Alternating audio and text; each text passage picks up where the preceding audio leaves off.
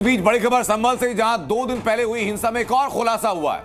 FIR से जो जानकारी मिली उसके मुताबिक पुलिस वालों से नकाबपोश भीड़ ने पिस्तौल छीनने की कोशिश की थी। जब नकाबपोश इसमें कामयाब नहीं हो सके तो पुलिस वालों की 10 राउंड 9mm की मैगजीन लूट ली। हिंसक भीड़ ने सीसीटीवी कैमरे वहां तोड़े ताकि उनके खिलाफ सबूत रिकॉर्ड ना हो पाए। एफआईआर में इस बात का जिक्र कि भीड़ ने हॉकी, डंडों और पत्थरों से पुलिस पर जान से मारने की नीयत से हमला करना शुरू किया और पुलिस वालों की जो गाड़ियां वहां पर मौजूद थी उन गाड़ियों में आग लगा दी। भीड़ के हमले में कई पुलिस वाले घायल हुए। अब समझिए आप, एक तरफ जो आरोप लग रहे हैं कि पुलिस ने वहां पर फायरिंग की, तो दूसरी तरफ एफआईआर में इस बात का जिक्र है कि पुलिस का हथियार छीनने की कोशिश की गई और जब पिस्तौल दंगाई नहीं छीन पाए पुलिस से तो 9mm की 10 राउंड वहां से छीनकर फरार हो गए। जितने सीसीटीवी कैमरे उस पूरे प्रीमाइसेस में लगे हुए थे उस हर सीसीटीवी कैमरा को तोड़ दिया गया। संभल हिंसा पर यह विस्फोटक खुलासा हो रहा है। पहला खुलासा कि पुलिस की पिस्तौल छीनने की कोशिश की। खुलासा नंबर 2 कि पुलिस की मैगजीन छीन करके दंगाई वहां से भागे। एफआईआर ये दोनों बातें स्पष्ट कर रही है। तीसरा खुलासा यह कि सीसीटीवी के सबूतों को मिटाने की कोशिश की गई, सीसीटीवी को तोड़ा गया। चौथा खुलासा यह कि हॉकी, डंडे और धारदार हथियारों से हमला किया गया। पांचवा खुलासा यह कि सिर्फ पुलिस की गाड़ियों में आग लगाई गई। यह एफआईआर में जिक्र है। हालांकि तस्वीरों में चीजें दिखी हैं कि जो आम लोगों की गाड़ियां वहां पर खड़ी हुई थी, मोटरसाइकिल्स खड़ी हुई थी, उनको भी आग के हवाले किया गया है। यह उसी दौरान की तस्वीर आप देख रहे हैं। आप पुलिस के ऊपर बेतहाशा पत्थरों की बरसात होती है।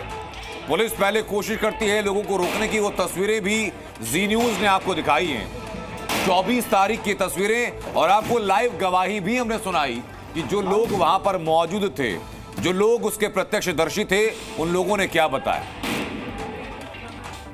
लेकिन संभल हिंसा पर सूत्रों से बड़ी खबर यह भी कि तुर्क पठान के वर्चस्व की लड़ाई से संभल हिंसा के भड़कने की एंगल पर जांच जारी हो रही।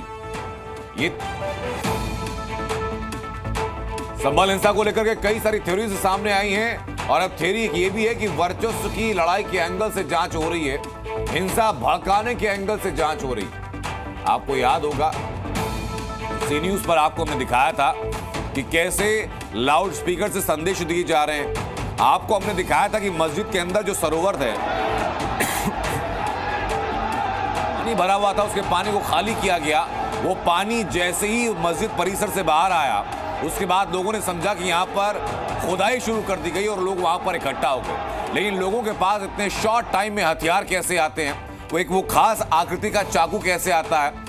प्राथमिक जानकारी में ये बात ये भी आई थी कि 315 बोर के तमंचे से फायरिंग की गई। वो तमंचे वहां कैसे पहुंचे, वो हथियार वहां कैसे पहुंचे, गोलियां कैसे पहुंची और कैसे अचानक से इतनी बड़ी संख्या में लोग वहां पहुंच गए और बेतहाशा पत्थरों की बरसात कर दी। ये सुनियोजित तरीके से जो दंगा भड़काने की कोशिश की गई, इस हिंसा को कैसे प्री प्लान किया गया, इस एंगल से भी अब इन्वेस्टिगेशन आगे बढ़ रही है।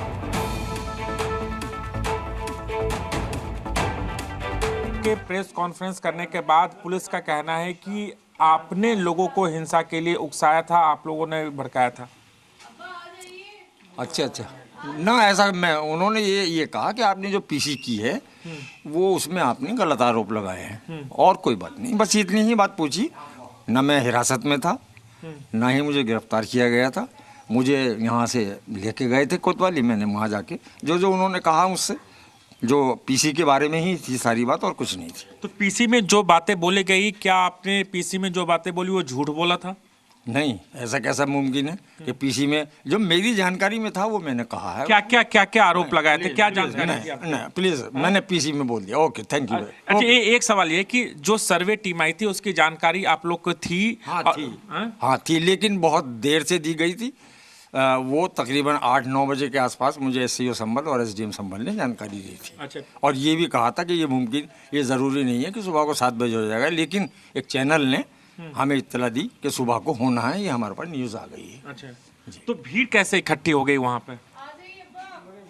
भीड़ कैसे इकट्ठी? चलिए छोड़िए बस। मैंने पीसी में जफर जी एक सवाल बता रहे हैं, भीड़ कैसे इकट्ठी हो गई? मैंने पता क्या। अच्छा, आप वहाँ मौजूद थे, आपको हेलमेट परिसर में था। मेरी जानकारी में नहीं है कि भीड़ कैसे इकट्ठी हुई। आप हेलमेट लगा के आपको बाहर बताया गया कि आप लोगों को भीड़ शांत कर रहे हैं?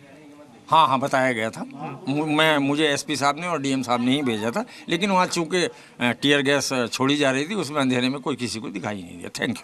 अच्छा, अनाउंसमेंट आपके द्वारा की जा रही थी? बहुत बार मैंने कई बार की। ठीक, ओके, थैंक भीड़ कहाँ से आई गई थी? यू। मैं कह नहीं सकता, मैं तो अंदर जामा मस्जिद। वजू खाने की बात कही थी, लोगों के अंदर क्या ये भ्रम क्या फैला था कि वजू खाने? हाँ, वजू खाना खाली हो रहा है, कहीं ऐसा ना हो कि कहीं खुदाई हो रही हो। जी, थैंक यू, ओके।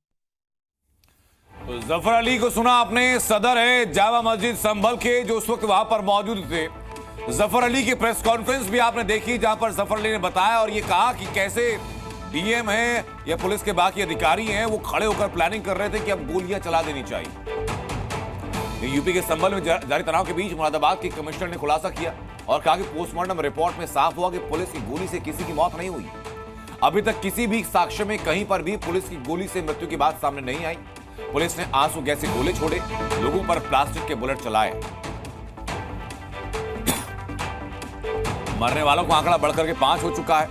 संभल हिंसा में पहला जो आरोप लगा वो पुलिस पर लगा कि पुलिस की फायरिंग में लोगों की मौत हुई है, लेकिन अब पुलिस कमिश्नर ने साफ किया कि पोस्टमार्टम रिपोर्ट जो सामने आई, उस पोस्टमार्टम रिपोर्ट में किसी भी रिपोर्ट में किसी भी मृत्यु के कारण को पुलिस की गोली के तौर पर स्पष्ट नहीं किया गया है। किसी रिपोर्ट में नहीं लिखा गया कि पुलिस की गोली से किसी व्यक्ति की मौत हुई है। पुलिस ने जो वहां पर चलाई थी वो आंसू गैस के गोले थे और प्लास्टिक बुलेट्स थी।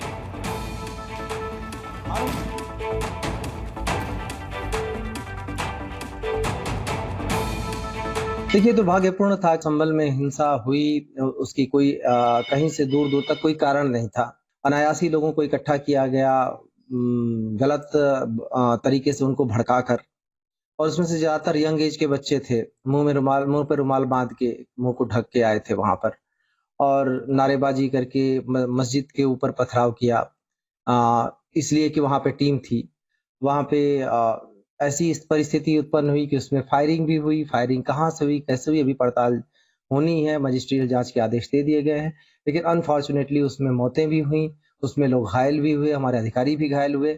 इसमें पूरी पारदर्शिता के साथ और सख्ती के साथ कार्रवाई की जाएगी। ऐसे लोगों की पहचान की जाएगी।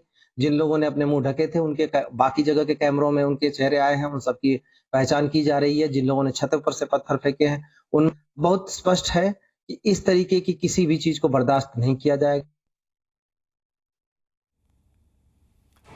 आंजनेय सिंह पुलिस कमिश्नर को आप सुन रहे थे, जो कह रहे हैं कि इस तरह की किसी भी चीज को न तो बर्दाश्त किया जाएगा, और जो पोस्टमार्टम रिपोर्ट सामने आई है उसमें कहीं से भी स्पष्ट नहीं होता है कि पुलिस की गोली से इनकी मौत हुई है।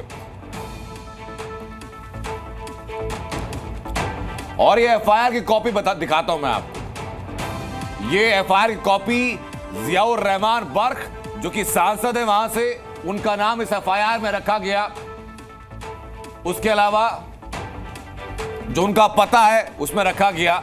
सोहेल इकबाल, जो कि मौजूदा विधायक के बेटे हैं, सोहेल इकबाल का नाम इसमें है। उसके अलावा 700 से 800 लोग हैं, अज्ञात लोग जो हैं, जिनको कि इस एफआईआर में जिनका नाम शामिल किया गया है। जियाउर रहमान बर्क वहां के सांसद, सोहेल इकबाल वहां के विधायक के बेटे, और उसके अलावा 700 से 800 लोग हैं। और संभावना यह है कि जो आंकड़ा आप देख रहे हैं 700 से 800 का, यह आंकड़ा बहुत ज्यादा बढ़ सकता है, क्योंकि वहां पर बेतहाशा भीड़ थी।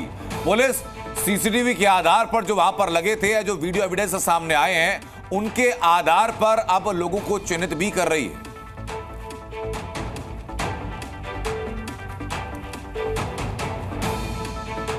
और पुलिस एफआईआर में क्या खुलासा हुआ है?